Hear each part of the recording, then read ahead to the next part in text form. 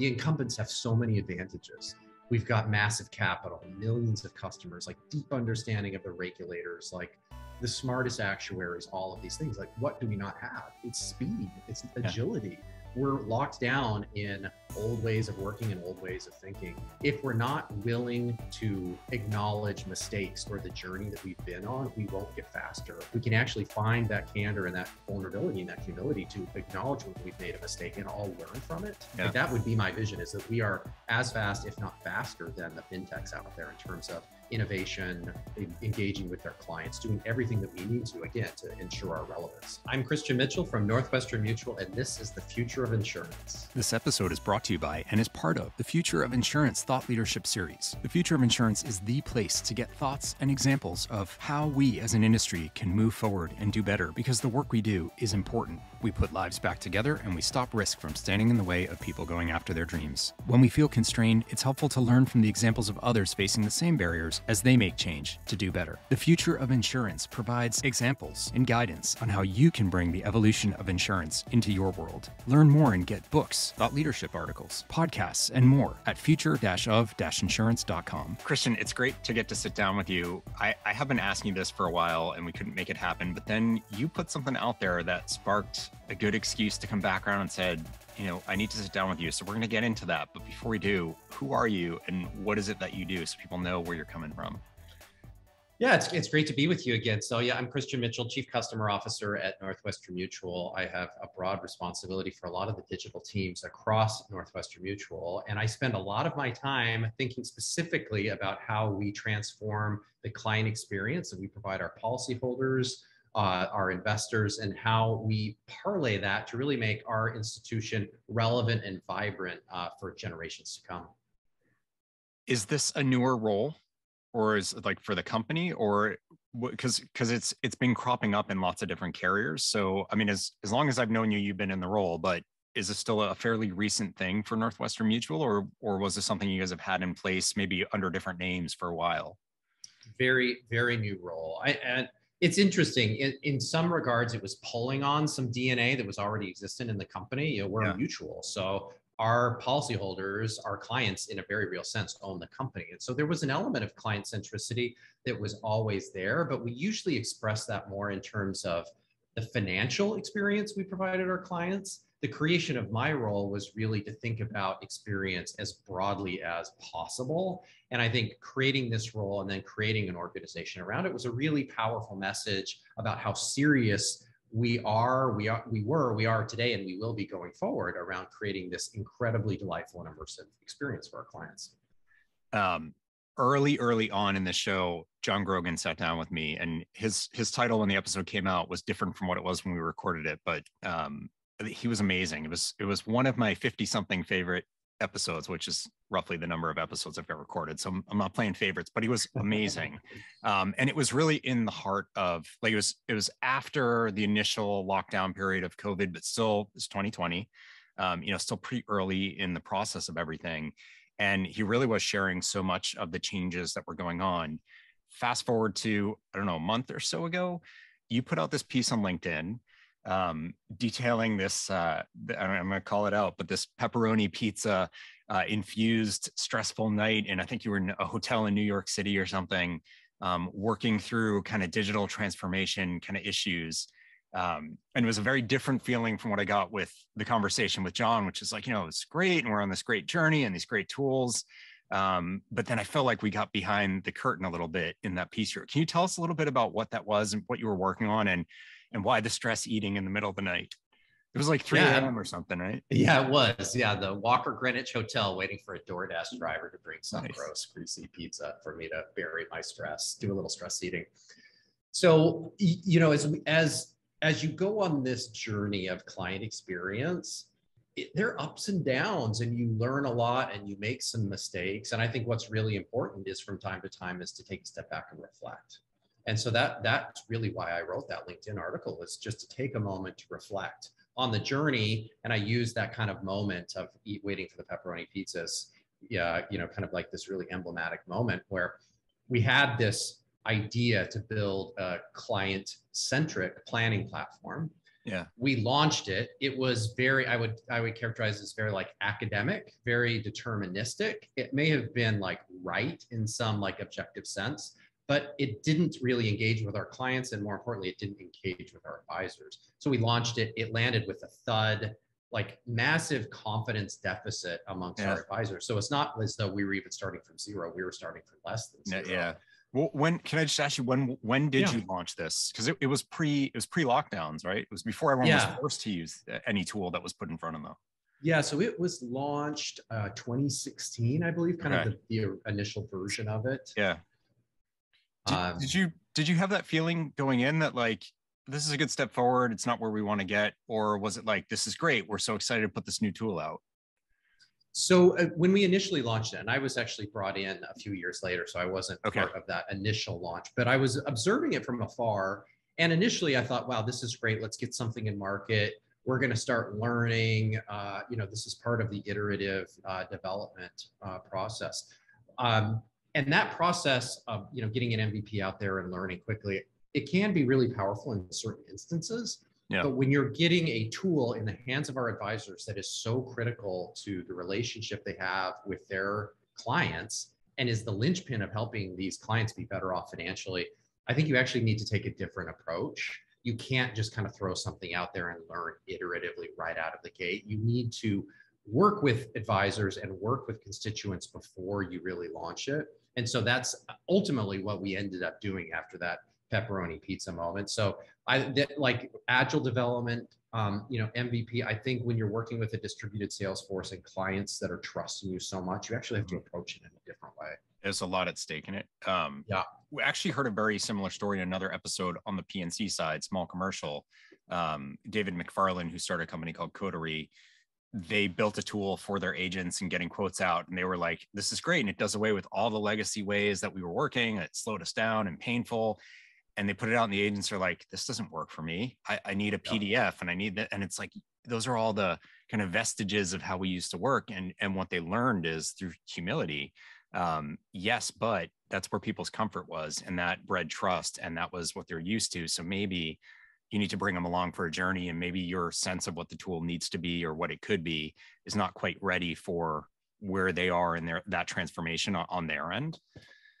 So it's not just a life insurance or financial planning issue. It's people. Yeah, that's an interesting insight. There's a real parallel. And I think bringing the advisor in, you actually accomplish two things. So on one hand, as you're kind of iterating with this anecdote, you have a better sense of where the advisors are and you can meet them kind of where they are, where their expectations are. The other side of this is our advisors have been meeting with clients for decades and decades. Yeah. They have these heuristics, this like deep artful understanding of what makes clients tick, how to engage them. It's in the brains of all of our thousands of advisors. By engaging them, we were actually able to like download some of those like super interesting insights that maybe would never have shown up in like a research piece or a focus group and put them into the tool to really make it sing. Was this stress eating moment, was that about like waking up to the need to change? Was that about we're building something new and now I'm worried that it may not be the right, like what was that moment in the midst of? Yeah, that was really me recognizing that despite the fact I had super talented people on my team, despite the fact we were burning the midnight oil and we were just not approaching the problem in the right way. And it was kind of this moment of self-discovery, like, wow, if we continue on this trajectory, we're going to blow ourselves up. Yeah. So let's take a step back. How do we look at this problem in a fundamentally different way? And one of the things that really was an unlock for me, just shortly after this pepperoni pizza eating moment, I was walking through our headquarters and one of our top advisors was there. I don't even recall why. And he came up to me and he said, Christian, PX is terrible. I said, yeah, I know it's terrible. Like, tell me something I don't know. And he said, I can help you make it better. I was like, really? And he said, if you let me pick a group of advisors, we'll work alongside your team. We'll give you some of our insights and we can make PX a success together. And so I was like, oh, this is the unlock. This is how we look at it differently. And I said, how quickly can you get me the names? Yeah. He gave me the names. It was a little bit rocky getting kind of that co-development process off the ground, but that ultimately has been the real driving force of our success. So when once you got that insight, how long to get you something that was now workable and kind of deserving of being put in front of advisors and clients then?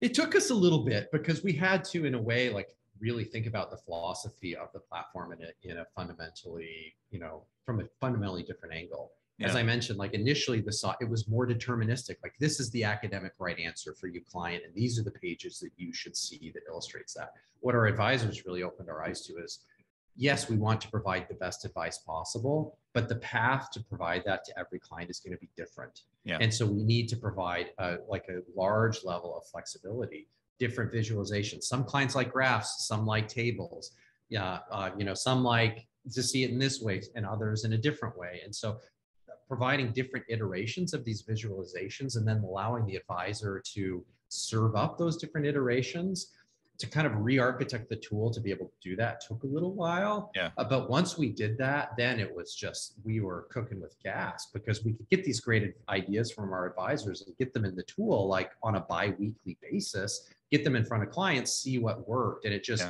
we created this virtuous cycle that fed on itself. There's so much to take from this that I think about it where a lot of us are in the industry from a system standpoint, a tool standpoint, our offering, where they teach you in economics or business, like you have to ignore sunk costs. You can't make your decisions based on how much you've already thrown away or invested in something. And yet that's not really human nature. We do it all the time. And so many carriers I've talked to, especially, it's like, well, we spent $300 million on this new core system, but we're already this far down. And it is really hard to let go of that. And you had to. And that's what I particularly loved about that piece was it was a very honest moment that I think pretty much every carrier on any side, whether you're P&C or life or health or whatever, we've all been in that spot. And how much do we keep just beating that dead horse of trying to prove that that was the right decision when it wasn't? So we're just making the sunk cost worse.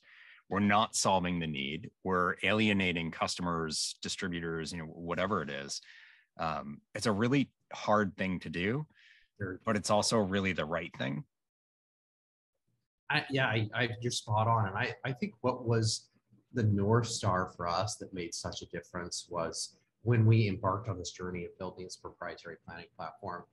The idea was never, hey, this is going to increase advisor productivity by 4% next year, and that's going to drop to the bottom line, and we're going to ROI out.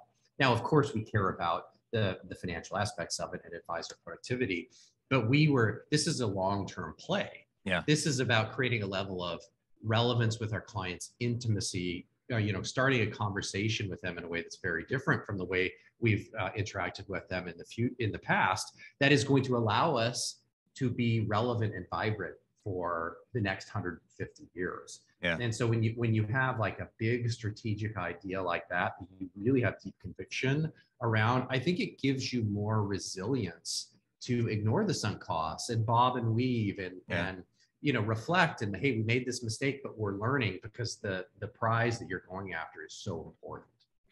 It's really interesting because not having those like minutia based, saving this much in this part and this expense lift and this conversion rate change, those are all fine, but not being tied to those maybe gives you the space to stay at a strategic level and make the tougher, bigger decisions.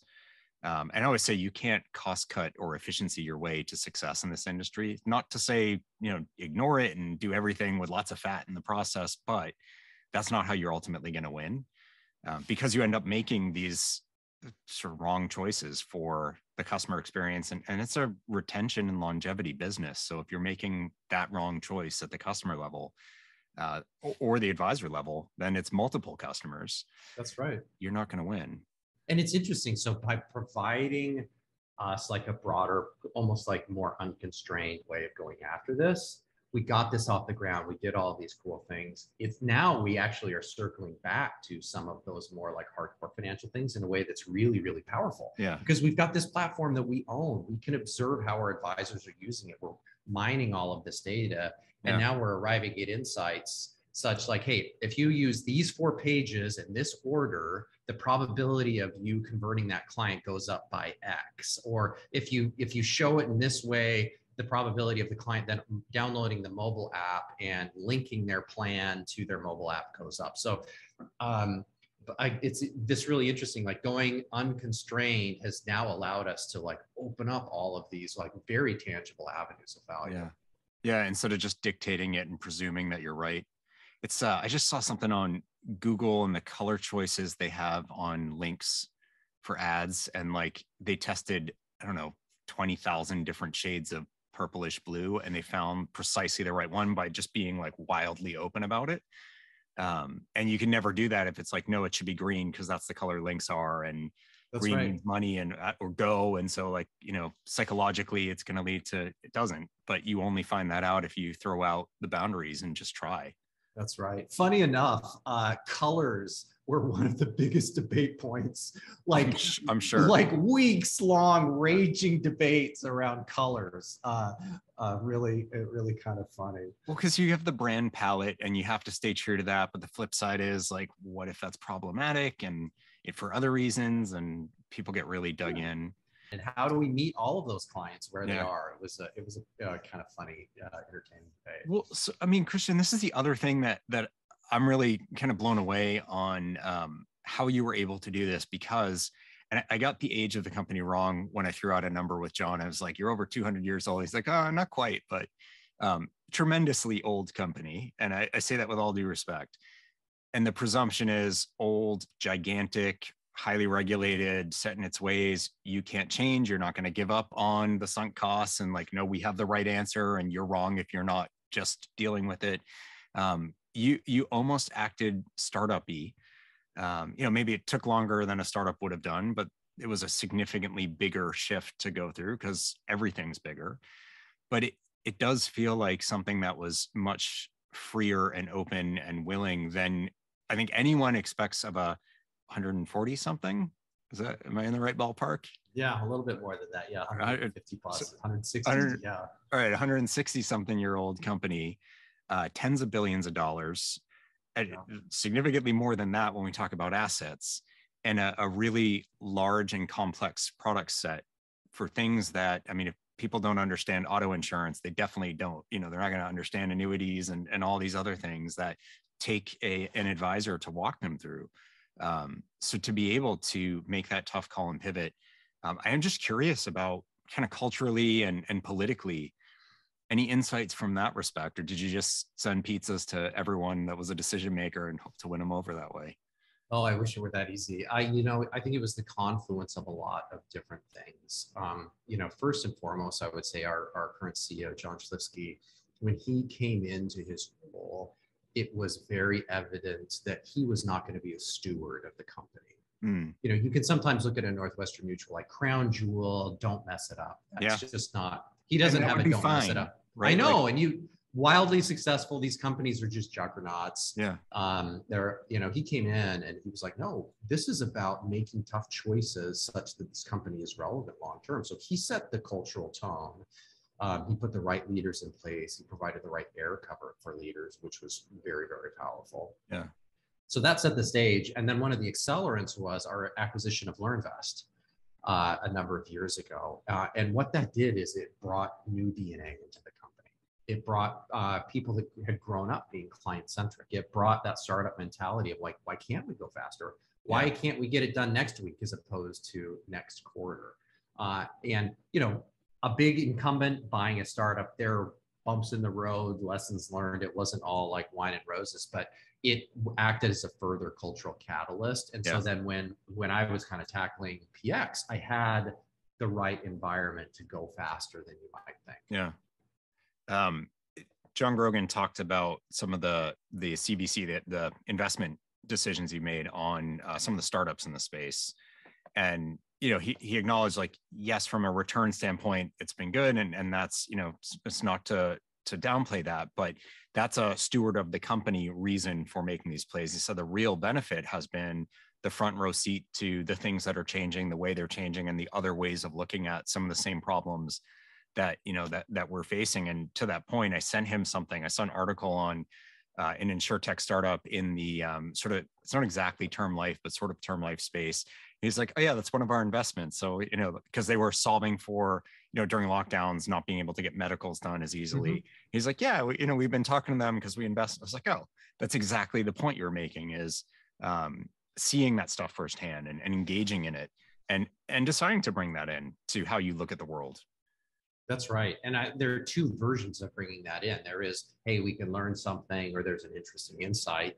But as we move forward, the historical mentality of the company has been, we need to build everything and we need to own everything. And we're going to be this like closed system. As we move forward, I just don't think that's going to be the winning strategy. Yeah. We're going to have partnerships. We're going to use the best technology out there. If there's a startup that has some amazing way of helping a client make a decision, like, let's bring them into the fold and have that be part of PX as a broader platform. Yeah. And so like, that's one of the things that's like the next horizon for me, getting PX rolled out to all of our advisors. I tell my team all the time, to borrow a quote from Winston Churchill, like, it's the end of the beginning. We should celebrate it. It was great that we got the Breakthrough FinTech Award, but we're just getting started. Like, we own this thing. We can really make it our own and do amazing things for our clients going forward. Well, I do want to ask you about going forward. So I get into discussions with carriers who are like, yeah, we've done all of this CX digitization stuff because we had to, or, it was happening anyway. And the pandemic at least pushed people to adopt it better. So we're good now. And I know it's not that they think they're never going to have to do anything again, but they've sort of lost the vision for what else is needed. How do we keep moving this forward? What about from your perspective? So where do you think the interaction in an advised kind of space, where is that moving to, and how do we think about supporting that market? Oh man, there's so many different things I can talk about here. We're so early. I mean, this is your job, so like, we're so early innings. Any carrier that says they're done is crazy. Yeah. Just to pick like a few aspects of the client experience, like underwriting, for example. Even the best carriers, that's not a real fun process. It takes a long time. There's blood draws. You go weeks without hearing where things are. That is so ripe for disruption. In terms of the application of data science. Could we move to a world where you're just pre-approved? Like, I'm your advisor, where I'm like gathering facts about you to run a financial plan. And as I'm gathering that information, it's immediately going into an underwriting model. And so by the end of our conversation, I can already tell you exactly what coverage you're ready to get. Yeah. I mean, like, we can change this thing, put this thing totally on its head. I think this idea of like an ecosystem of partners, as people's financial lives become even more kind of complex and fractured, the opportunity for carriers, insurance or otherwise, to come in and like really curate a set of solutions that can cover kind of the full waterfront of clients' financial life. I think that's a huge, huge opportunity that I'm really excited about. And then I would just say data, because it's like everything in the lifeblood. Like I'm so excited about the ability of data to just fundamentally transform our business. Yeah. It's so interesting when you talk about like the fracturing of our financial lives, which is true. And yet at the same time, there's also like things that are stitching that all back together. Like we have Plaid, like lots of different banks and whatever. And like one login, it gets all those stitched back together so you can transact between them simply. And I would have said Mint a few years ago, but that kind of fizzled out, but I guess it's still around. But we have ways that while people have the tools to split things up, then you can wrap it back together. And so then it is about flexibility, APIs, data, seeing a holistic view of people and saying, well, what does that mean to us? And how would we serve someone given this very different kind of picture than they might have had 20 years ago? That's right. That's right. I do think it's kind of this interesting, like, ebb and flow of technology. Like, technology comes into a space and like, blows it apart, like disaggregates it into all of these like little things. And then time goes on and the technology comes in and actually pulls it back together in a bundle. Maybe it's a different bundle than the bundle that existed before. But there's just this like interesting ebb and flow. Yeah. Now, so you've just ruined the rest of my day, because I'm going to start thinking about like, what about in this space and cameras and music players and phone. Then it's all one. And so we're all going to end up with cameras and music players and phones separately in 10 years or something. Who knows? Who knows?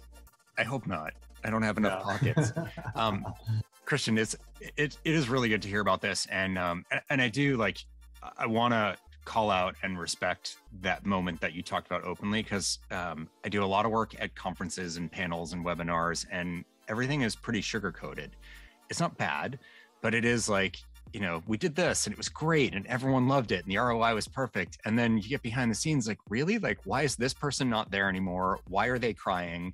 Why are customers unhappy with it, even though you're saying it's perfect? And like, that's all fine. We just need to acknowledge it. And if we don't, we're never going to make that progress. So if people take anything from this, is that level of honesty and what it can unlock. And I hear you that it takes a culture that's supportive of recognizing that and making that tough choice for the bigger strategy that you're trying to achieve. But I commend you guys for that. I appreciate it. You know, I might just share one final thought on this idea of like candor.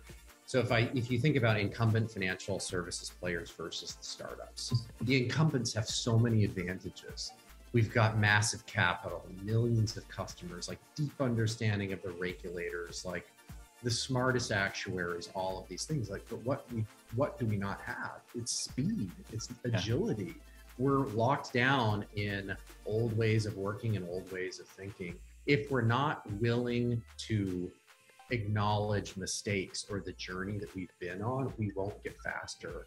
On the flip side, if we can actually find that candor and that vulnerability and that humility to acknowledge when we've made a mistake and all learn from it, we could get to a point where the incumbents become so fast that there's no room left for the fintechs. Like, that would be my vision, is that we are as fast, if not faster, than the fintechs out there in terms of innovation, engaging with their clients, doing everything that we need to, again, to ensure our relevance.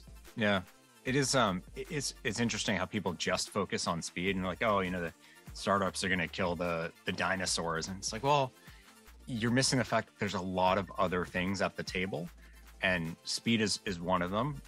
And it's a tough thing to emulate. It's a tough thing to break out of, but it's not impossible. That's ultimately a choice. So then once you unlock that, look at all the other resources that you have uniquely. And that's, to your point, in partnership. Like, it doesn't have to be you're either this or that. That's right. There are ways to think about collaborating, whether it's investing or working together on something or what have you.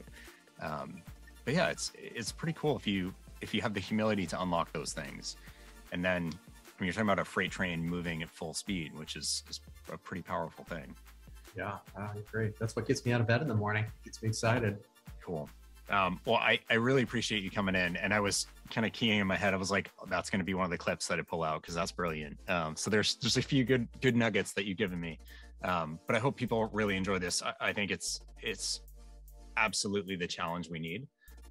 Is just thinking about, like, look inside at what you're working on, and is that really what you should be doing, or are you holding on to something that maybe it's time to look tougher at it and admit it, and you'll get to something much better, but only if you recognize that. Yeah, that's right. Yeah, this has been a fun conversation. It's great to reconnect with you too. It's been a while since our last panel. Yeah, we haven't had an excuse to talk lately, but this is a good one. Christian, thank you so much for making some time. Hey, thank you so much to Christian for sitting down for this conversation. It's great to hear from someone who, you know, put it out there like, hey, we're not on the right path. We need to reboot, and we put a lot into this, but we have to recognize it's not going where we need it to go. We need that openness. We need that honesty. We need to be able to embrace taking a new position on it and engage with the whole community that we're trying to serve instead of just saying what the right answer is. I think that is a great message that so many of us across this industry need to hear. And that actually applies not just to the legacy folks, but to the startups as well. I've talked to plenty of startups who are like, we know what's wrong. We know what the answer is. That's great. Good for you. You should probably talk to some of the people that you're talking about answering that question for, and just hear directly whether it's really how they want to engage in it. So huge thank you to Christian and the team at Northwestern Mutual for giving up some of his time. And thank you to all of you for tuning in for another conversation here at the Future of Insurance. Tune in next time. Another great one coming up. Thanks, everyone.